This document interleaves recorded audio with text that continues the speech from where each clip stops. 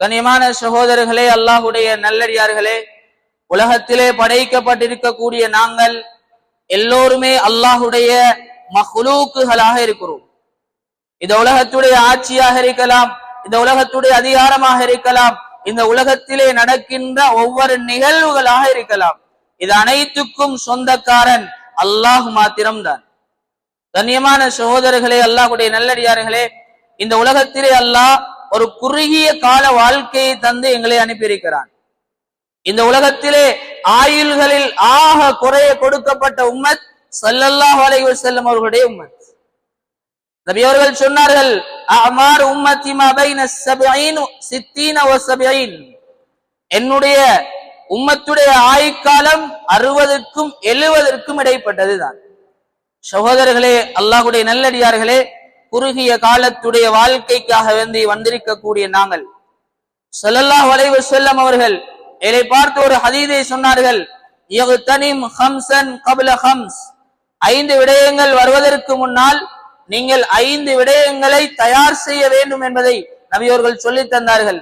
சகோதரர்களே, இது 5 விடயமும் எங்களுடைய வாழ்க்கையிலே மிக முக்கியமான விடயங்கள். இது தவறி போனால், இதை பயன்படுத்தவில்லை என்றால் இதை திருப்பி பெற முடியாத விடயங்கள். ஸல்லல்லாஹு அலைஹி வஸல்லம் சொன்னார்கள், ஷபாபக கப்ல ஹரமிக். உங்களுக்கு வயோதிபம் வாரதுக்கு முன்னால, உங்களுடைய உடல் பலவீனம் அடைவதற்கு முன்னால், உங்களுக்கு நின்று கொண்டு அமல் செய்ய முடியாத இயலாமை வருவதற்கு முன்னால் உங்களுடைய வாழ்க்கையை, உங்களுடைய வாலிபத்தை பயன்படுத்திக் கொள்ளுங்கள். சகோதரர்களே, அல்லாஹ்வுடைய நல்லடியார்களே, இன்றைக்கு பார்க்கலாம், எத்தனையோ பேர்கள் ஹாஸ்பிட்டல்ல இருந்து கொண்டு, படுத்த படுக்கையாக இருந்து கொண்டு, எனக்கு தொழ முடியாதே, எனக்கு எந்த அமலும் செய்ய முடியாதே, எனக்கு மஸ்ஜிதுக்குள்ளால் போக முடியாதே என்று கவலைப்பட்டு கொண்டிருக்கிறார்கள். சகோதரர்களே, வாலிபம் என்பது அல்லாஹ் தந்திருக்கக்கூடிய ஒரு நியாமத். இதனால் தான் நாளை மறுமை நாளில் அல்லாஹ் வாலிபத்தை பற்றி தனியாக விசாரிப்பான். வாலிபத்துக்கென்ற தனியொரு கேள்வியை அல்லாஹ் வைத்திருக்கிறான். அந்த வயதுடைய காலங்கள், அந்த நேரங்களை யாரெல்லாம் சரியாக பயன்படுத்தினார்களோ, கண்ணியமான அல்லாஹ்வுடைய நல்லடியார்களே, அர்ஷுடைய நிழலை அல்லாஹ் 7 கூட்டத்தார்களுக்கு கொடுப்பான். எப்படியாப்பட்ட நாள்? எந்த அரசனாலும், எந்த ஆட்சியாளனாலும், எந்த செல்வந்தனாலும், எந்த அதிகாரியாலும், யாராலும் ஒன்றும் செய்ய முடியாத நாள். ஒரு தகப்பன் பிள்ளைக்கு உதவ முடியாத நாள். ஒரு மனைவி கணவனுக்கு உதவ முடியாத நாள். ஒரு பிள்ளை தந்தைக்கு உதவ முடியாத நாள். அந்த நாளிலே அல்லாஹ் அர்ஷுடைய நிழலை கொடுப்பான். அதிலே ஒரு கூட்டத்தார் தான் ஷாபுன் நஷஅ ஃபீ இபாதத்தில்லாஹ். அல்லாஹ்வுடைய வணக்க வழிபாடுகளிலே தன்னுடைய வாலிபத்தை கழித்த வாலிபனுக்கு அல்லாஹ் கொடுப்பான். சகோதரர்களே, அல்லாஹ்வுடைய நல்லடியார்களே, இந்த பாக்கியத்தை அடைய வேண்டுமாக இருந்தால் நானும் நீங்களும் எங்களுடைய வாலிபத்தை அல்லாஹுக்காக வேண்டி பயன்படுத்த வேண்டும். ஸல்லல்லாஹு அலைஹி வஸல்லம் 2வது சொன்னார்கள், ஒசிஹதக கப்ல ஸகமிக். உங்களுக்கு நோய் வருவதற்கு முன்னால், உங்களுக்கு உடலிலே அல்லாஹ் தந்திருக்கக்கூடிய ஆரோக்கியமான காலங்களை பயன்படுத்துங்கள். நோய் வந்ததற்கு பின்னால் அதை செய்ய முடியவில்லை, இதை செய்ய முடியவில்லை என்று கை சேதப்படுவதை விட அல்லாஹ் உடலிலே ஆரோக்கியத்தை தந்திருக்கிறான். உடல் உறுப்புகள் சீராக இயங்குகிறது, கண் பார்வை தெளிவாக இருக்கிறது, குர்ஆனை துறந்து ஓதையிலும், பள்ளிக்கு நடந்து வரையிலும். இப்படி இருக்கிற காலங்கள்ல நல்ல அமல்களை செஞ்சு கொள்ளுங்க. சகோதரர்களே, கண் பார்வை இல்லாம போனதுக்கு பின்னால, உடல் ஆரோக்கியம் இல்லாம போனதுக்கு பின்னால எனக்கு எதுவும் செய்ய முடியாது என்று கை சேதப்படுறதை விட உடலுடைய ஆரோக்கியத்தை அல்லாஹ் தந்திருக்கிறான், அல்லாஹ்வுக்கு பொருத்தமான முறையிலே பயன்படுத்த வேண்டும். 3வது ஸல்லல்லாஹு அலைஹி வஸல்லம் சொன்னார்கள், வகினாஅக கப்ல ஃபக்ரிக். எங்களுக்கு வறுமை வருவதற்கு முன்னால், ஏட சொத்தெல்லாம் அழிஞ்சி, தொழிலெல்லாம் லொஸ்டாகி, நாங்க வறுமையுடைய நிலைமையை அடைகிறதுக்கு முன்னால அல்லாஹ் எனக்கும் உங்களுக்கும் தந்திருக்கக்கூடிய சொத்து செல்வங்களை பயன்படுத்தணும். சகோதரர்களே, சொத்து செல்வம் என்பது இது அல்லாஹ் தந்திருக்க கூடியது. இது என்னுடைய திறமை அல்ல. என்னுடைய கட்டித்தனம் அல்ல. இத்தனை கடைக்கும் இத்தனை படகுகளுக்கும் போட்டுக்கும் சொந்தக்காரன் என்றா சொந்தக்காரன் ஆக்கியது அல்லாஹ். யாரும் வருகின்ற போது எதையும் கொண்டு வரல. லா தஅலமூன ஷைஆ, அல்லாஹ் குர்ஆன்ல தெளிவாகவே சொல்றான். எந்த ஒன்றுமே அறியாதவர்களாக உலகத்திலே வந்தோம். அல்லாஹ் சொத்தை தந்தான், செல்வத்தை தந்தான், வசதி வாய்ப்புகளை தந்தான். சகோதரர்களே, நல்ல முறையிலே பயன்படுத்தணும். இல்லை என்றா என்ன நடக்கும் என்றா கடைசி சக்கராத்துடைய நிலைமையில லவ்லா அஹ்ர்தனி இலா அஜலின் கரீப், மௌத்து நெருங்கிட்டு இப்ப அல்லாஹ்விடத்துல கேட்பாரு, யா அல்லாஹ் கொஞ்ச நேரத்தை பிற்படுத்தேன், இவ்வளவு காலமும் இத்தனை இடத்துல இருந்து வந்தாங்களே, பள்ளியில இந்த வேலையை செய்யணும் என்று கேட்டாங்களே, இந்த வீட்டுல இந்த பிரச்சனை இருந்துச்சே, என்ன குடும்பத்தில என்ன சகோதரன் மகளுக்கு திருமணம் இருந்துச்சு, அதுக்கு கொடுக்கலையே, எதுவுமே செய்யலையே, இப்படியான நிலைமைகள் வாரதுக்கு முன்னால சகோதரர்களே அல்லாஹ்விடத்துல கையேந்துவாரு. இப்ப யா அல்லாஹ் கொஞ்ச நேரத்தை பிற்படுத்தி எல்லாத்தையும் கொடுத்துட்டு வாரேன். ஏன் உலகத்துல சொத்து தான் எனக்கு பெருசுன்னு விளங்கினேன், நிம்மதியால சொத்தை கொண்டுதான் நிம்மதி அடையலாம் விளங்கினேன், சொத்தை கொண்டுதான் எனக்கு உலகத்தில கண்ணியம் என்று விளங்கினேன். இதனால எதையும் நான் கொடுக்கலையே, எதையும் நான் செலவழிக்கல, இப்ப சதக்கா கொடுத்துட்டு வாரேன். சகோதரர்களே, அல்லாஹ் சுப்ஹானஹு வ தஆலா லா யஸ்தகிருன ஸஆ வலா யஸ்தக்திமூன், ஒரு வினாடி அல்லாஹ் பிற்படுத்தவும் மாட்டான், முற்படுத்தவும் மாட்டான். உரிய நேரத்துக்கு எங்களுடைய உயிர்கள் கைப்பற்றப்படும். அதனால எங்கள்கிட்ட வசதி இருக்கிறா, எங்கள்கிட்ட எவ்வளவுக்கு ஏழுமோ ஏழுமானதை நாங்க செய்யணும்.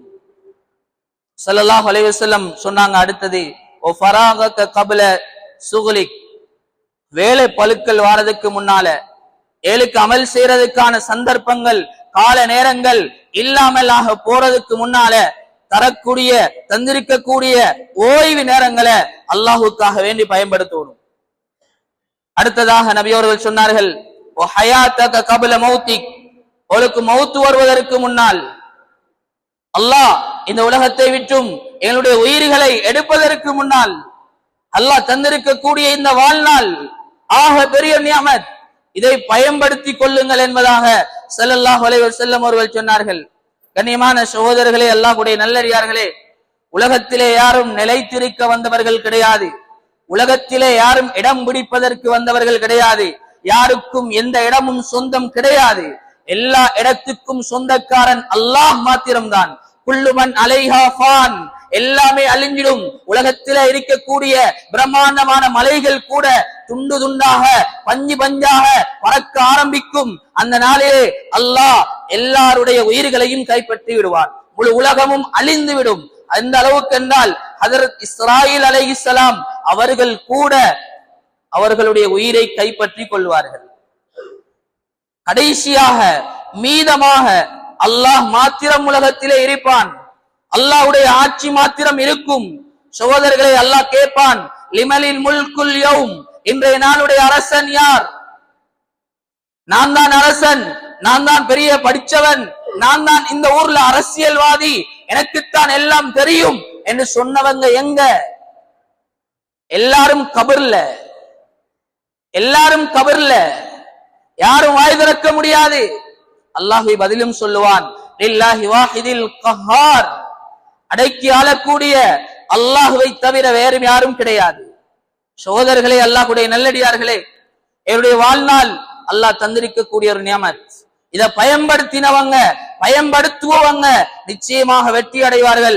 யாரெல்லாம் இந்த வாழ்க்கையை இந்த வாழ்நாள்களை அலட்சியம் செய்தார்களோ, அல்லாஹ்வுடைய கட்டளைகள் இல்லாமல் வாழ்க்கையை கழித்தார்களோ, ஹராம் ஹலாலிலே எந்த பேணுதலும் இல்லாமல் வாழ்க்கையிலே நடந்து கொண்டார்களோ, நிச்சயமாக அல்லாஹ்வுடைய நல்லடியார்களே கை சேதத்தை சம்பாதிக்க வேண்டிய நிலைமைகள் உண்டாகும். அதனால அல்லாஹ் தந்திருக்கக்கூடிய இந்த வாழ்க்கையை சரியான முறையிலே பயன்படுத்த வேண்டும். கண்ணியமான சகோதரர்களே, அல்லாஹ்வுடைய நல்லடியார்களே, அல்லாஹ் உலகத்திலே எங்களுக்கு காலங்களை தருகிறான், ஒவ்வொரு சீசன்களையும் தருகிறான். எதற்காக வேண்டி? எங்களுடைய அமல்களின் மூலமாக அல்லாஹ்வுடைய நெருக்கத்தை அடைய வேண்டும் என்பதற்காக. கண்ணியமான சகோதரர்களே, ரமலானுடைய காலத்தை கடந்தோம். எதற்காக ரமலான்? எதற்காக ரமலான்? அல்லாஹ்வுடைய நெருக்கத்தை ஏற்படுத்த. நாங்கள் இருக்கக்கூடிய காலம் துல் ஹிஜ்ஜாவுடைய காலம், உலகத்திலே இருக்கின்ற பல்லாயிரக்கணக்கான பல லட்சம் மக்கள் அந்த மக்கமா நகருக்கு சென்று ஹஜ்ஜுடைய கடமைகளை நிறைவேற்றக்கூடிய ஒரு காலம். அல்லாஹ் குர்ஆனிலே சொல்லக்கூடிய மிக சிறந்த காலம் துல் ஹிஜ்ஜாவுடைய காலத்திலே பிறை 7வது பிறையிலே நாங்கள் இருந்து கொண்டிருக்கிறோம். சகோதரர்களே, அல்லாஹ்வுடைய நல்லடியார்களே, காலங்களை ஒரு காலமும் வீணாக்கி விடக்கூடாது. சென்ற காலத்தை திருப்ப முடியாது. நேற்று செய்யாத அமலை இன்றைக்கு செய்து அதை நிரப்ப முடியாது. நேற்றைய நாள் அது நேற்றோடு முடிந்து விட்டது.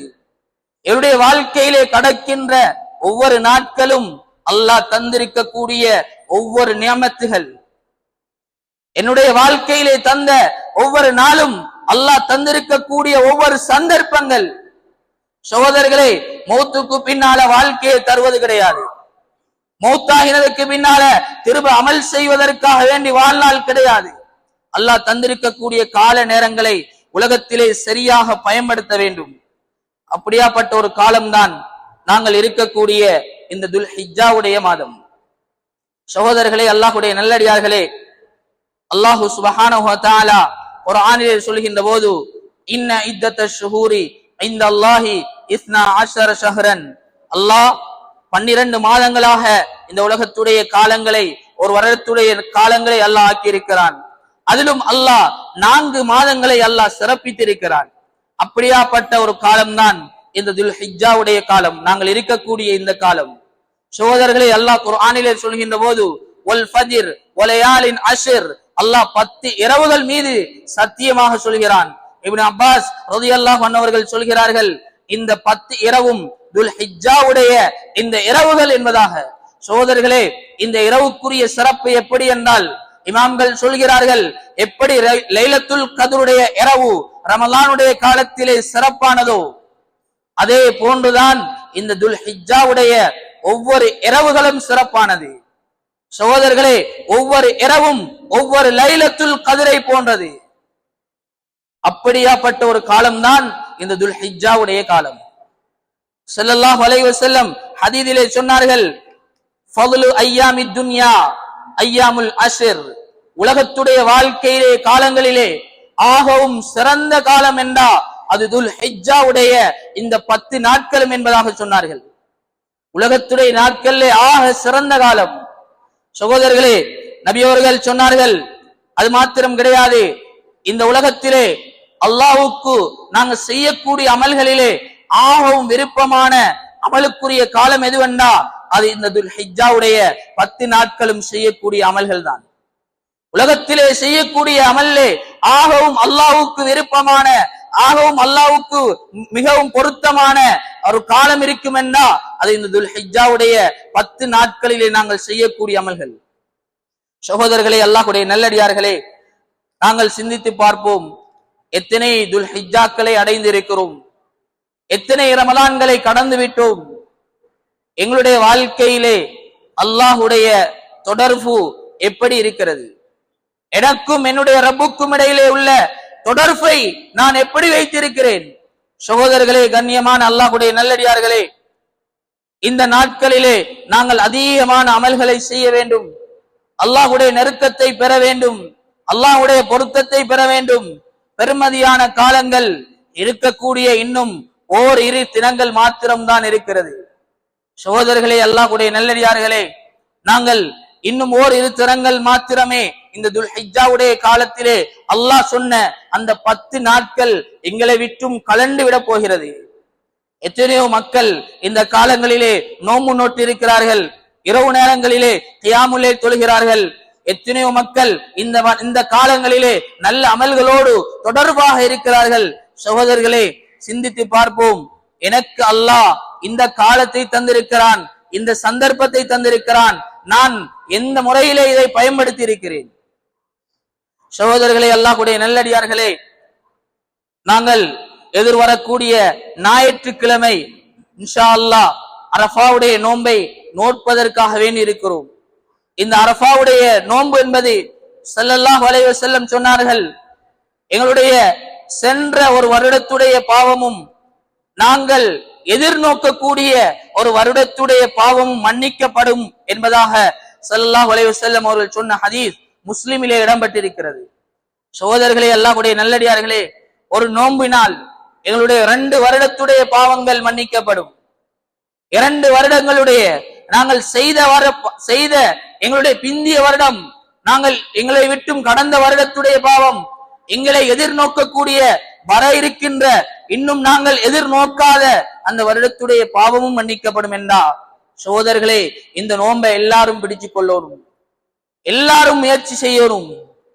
அல்லாஹ் தரக்கூடிய சந்தர்ப்பங்கள், அல்லாஹ் உலகத்திலே தரக்கூடிய இப்படியாப்பட்ட பாக்கியங்களை பயன்படுத்துவர்தான் இந்த உலகத்திலே வெற்றி அடைவார்.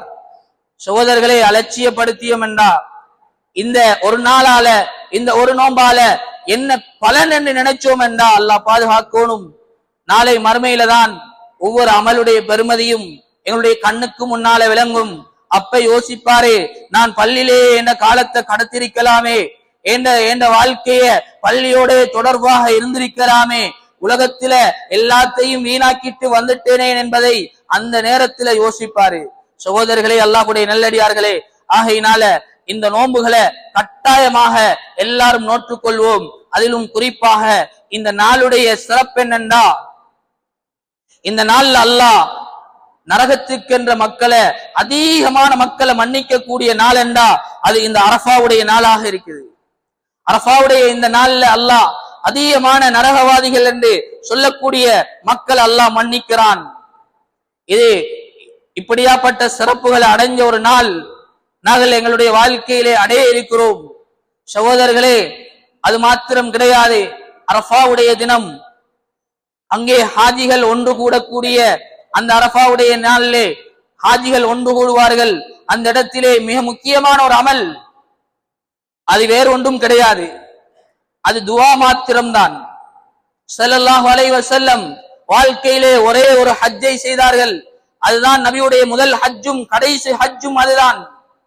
சகோதரர்களே, நபியவர்கள் லுஹருடைய தொழுகையோடு அசருடைய தொழுகையை சுருக்கி சேர்த்து தொழுதுவிட்டு ஸல்லல்லாஹு அலைஹி வஸல்லம் லுஹருடைய நேரத்தில் இருந்து மகரிபுடைய அதான் வரைக்கும் அந்த இடத்திலே துஆவிலே இருந்தார்கள் என்றால், நபியுடைய கை அந்த லுஹருடைய நேரத்தில் இருந்து மகரிபுடைய நேரத்துக்கு இடைப்பட்ட நேரத்திலே கீழே நபியவர்கள் கையை வைக்கவில்லை என்றால், சகோதரர்களே, எவ்வளவு துஆ செய்திருப்பார்கள். துஆக்குரிய ஒரு காலம் அரஃபாவுடைய நாள் என்பதே துஆக்குரிய ஒரு காலம். வாழ்க்கையில எவ்வளவு பிரச்சனைகள், எவ்வளவு தேவைகள், எவ்வளவு கஷ்டங்களோடு இருக்கிறோம். சகோதரர்களே, கஷ்டங்களுக்கு தீர்வை, கஷ்டங்களுக்கு முடிவை ஒரு காலமும் உலகத்துடைய காரியங்களை வைத்து முடிக்க முடியாது.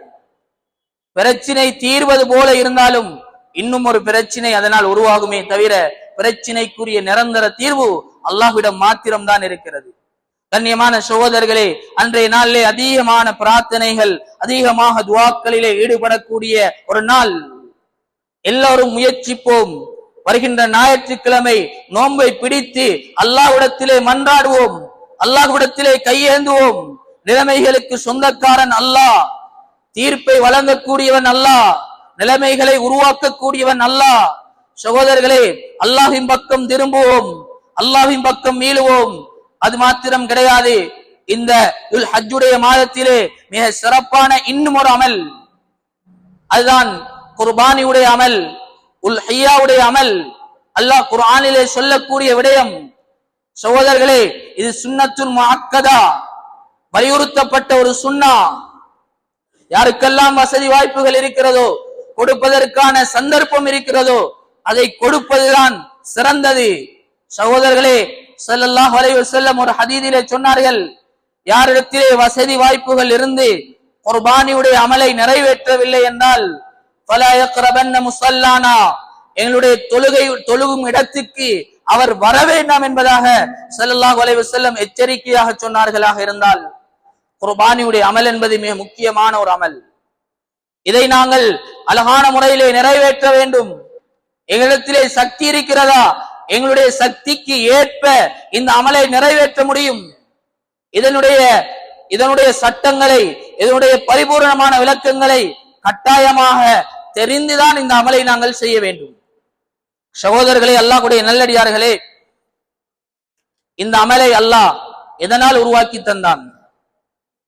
எல்லோருக்கும் தெரியும், ஹஜ்ரத் இப்ராஹிம் அலைஹிஸ்ஸலாம் தன்னுடைய மகன் இஸ்மாயில் அலைஹிஸ்ஸலாம் அவர்களை அறுத்து பலியிடுவதற்காக வேண்டி கனவு கண்டு அதற்காக வேண்டி அறுப்பதற்காக வேண்டி தயாராகிறார்கள். அல்லாஹ் அந்த இடத்திலே சொர்க்கத்திலே இருந்து ஒரு ஆட்டை கொடுத்து இதை குர்பானியாக நிறைவேற்றுங்கள் என்பதாக சொல்லி அன்று தொடக்கம் கியாமத்துடைய நாள் வரை இந்த குர்பானியுடைய அமலை அல்லாஹ் வைத்திருக்கிறான். ஏன்? ஒரு குடும்பத்துடைய ஈமானுடைய பாடம் இது. ஒரு குடும்பத்துடைய ஈமானுடைய பாடம். தந்தை எப்படியான ஈமான்தாரி, தன்னுடைய தள்ளாடும் வயதிலே கிடைத்த பல வருடங்களாக காத்திருந்து கிடைத்த குழந்தையா இருக்க வேண்டும். சகோதரர்களே, மகன் அல்லாஹ் குர்ஆனிலே சொல்றான், சின்ன பிள்ளை தந்தையோடு விளையாடக்கூடிய வயது, குர்பானி கொடுப்பதற்காக வேண்டி மகன் தயார். அல்லாஹ்வுடைய கட்டளையா, நீங்கள் இதை நிறைவேற்றுங்கள் என்று சொன்னான் மகன். சகோதரர்களே, தாயும் அதற்கு தயார். அந்த முழு 3 பேரும் அந்த குடும்பத்துடைய ஈமானுடைய பாடம்தான் இந்த குர்பானுடைய அமல். சகோதரர்களே, இன்றைக்கு நாங்க வெறுமனே ஏதோ ஒரு பட்டியல போய் காசை கொடுத்து மாட்டை வாங்கி இதை அறுத்துட்டு போறோம். உணர்வு இல்ல, எந்த சிந்தனையும் இல்ல, இதை கொடுக்கிறதுனுடைய பிரயோசனம் என்னதையும் அறியறதும் இல்ல. அதுக்கான முறைகள் என்ன என்பதை கட்டாயமாக தெரிந்து செய்யணும். 3 பிராணிகள் தான் குர்பானுக்காக அல்லாஹ் சொல்லக்கூடிய பிராணிகள். அதுல ஒன்று ஒட்டகம், இன்னொன்று மாடு, இன்னொன்று ஆடு. இதற்கு அல்லாஹ் வயதுடைய எல்லையும் வைத்திருக்கிறான். 4 வருடம் ஒட்டகத்துக்கு பூர்த்தியாகி 5வது வருடம் அதற்கு இருக்க வேண்டும். 2 வருடங்கள் மாடு 2 வருடம் பூர்த்தியாக வேண்டும். சகோதரர்களே, வயது எல்லை என்பது குர்பானுடைய அமலுக்கு மிக முக்கியமான ஒரு விடயம். நாங்க நினைச்சத மாதிரி என்னிடத்தில் இருக்குது நான் செய்வேன் என்ற இஷ்டப்படி என்று செய்ய முடியாது. இது அல்லாஹ் சொல்லக்கூடிய ஒரு அமல். பிராணிகளுக்கு அல்லாஹ் சொல்லக்கூடிய வயது இல்லாமல் கொடுத்தால் அது சதக்காவாக தான் நிறைவேறும்.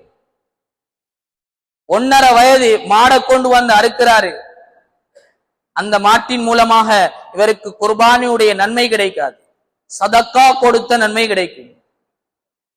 குர்பானியுடைய நன்மை வேணும் என்றால் அல்லாஹ் இந்த அமலை எப்படி செய்ய சொல்றானோ, அல்லாஹ்வுடைய கட்டளை எப்படியோ அப்படி செய்தால் மாத்திரம்தான் இந்த குர்பானிக்காக வேண்டி இதை கொடுத்த நன்மை கிடைக்குமே தவிர வெறுமனே நாங்கள் எங்களுடைய இஷ்டத்துக்கு செய்வோமாக இருந்தால் இதனுடைய நன்மைகளை இழந்து விடுவோம். சகோதரர்களே, ஆகையினால் இப்படியாப்பட்ட ஏராளமான விஷயங்கள் குர்பானியுடைய விடயங்கள்ல இருக்கிறது.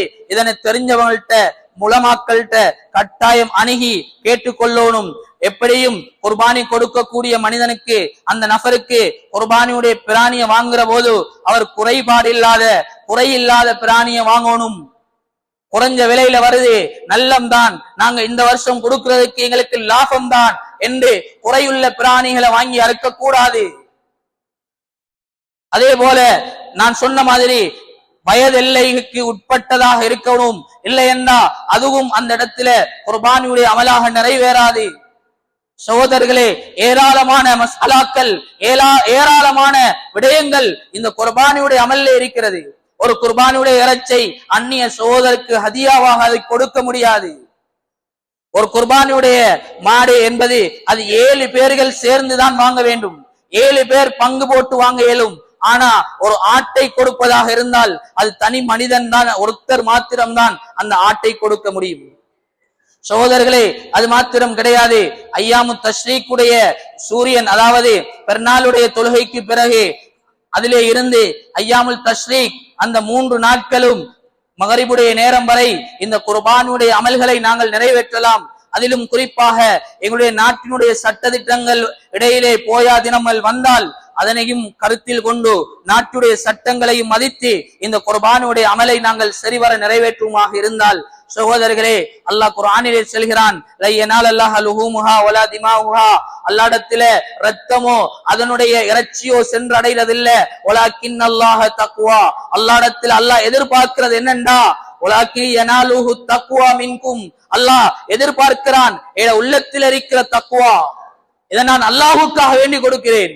இது ஒரு அமலாக, அல்லாஹ்வுடைய கட்டளையாக, கடமையாக நினைச்சு நான் செஞ்சேன் என்றா அதனுடைய நன்மை கிடைக்கும்.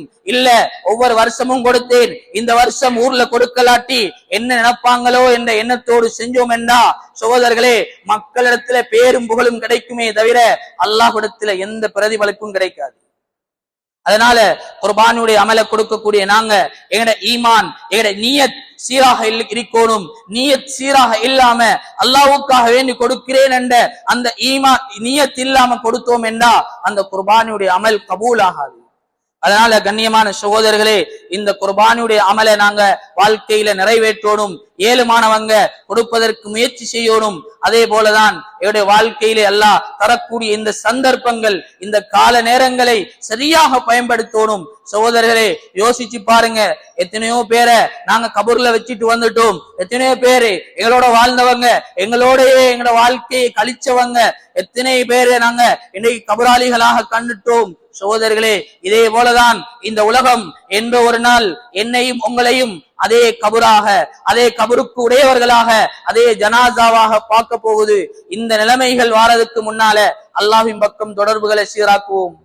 வாழ்க்கையில இன்னமே தொழுகை இல்லைன்னா, வாழ்க்கையில இன்னமே அல்லாஹ்வுடைய கட்டளைகள் இல்லைன்னா, சகோதரர்களே சிந்திங்களேன். எனக்கு தெரியும் நான் செய்யறது பாவம், நான் செய்யறது ஹராம், நான் ஹராத்தோடு தொடர்போடு இருக்கிறேன், நான் என் தொழில ஹராத்தோடு இருக்கிறேன், நான் என் வாழ்க்கையில ஹராமான பாவனைகளோடு இருக்கிறேன் என்று எல்லோருக்கும் தெரியும்.